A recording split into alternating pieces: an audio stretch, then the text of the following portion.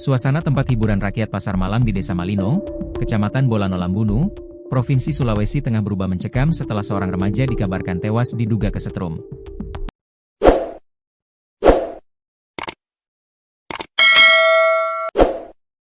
Anak remaja berusia 14 tahun itu tersengat listrik di wahana rumah hantu, pasar malam yang digelar di lapangan Desa Malino, Sabtu, 29 November 2025, sekitar pukul 20.30 WITA. Korban diketahui bernama Aidil, pelajar 14 tahun asal Dusun 1, Desa Ongka yang datang ke lokasi pasar malam sebagai pengunjung bersama teman-temannya.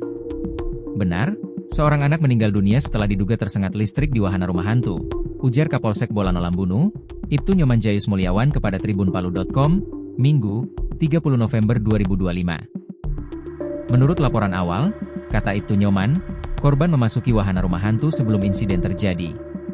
Saat di dalam wahana, korban tiba-tiba terjatuh dan diduga terkena aliran listrik, katanya. Warga lalu berusaha mengevakuasi korban dari dalam wahana. Korban langsung dibawa ke Puskesmas Ongka Malino untuk mendapat pertolongan.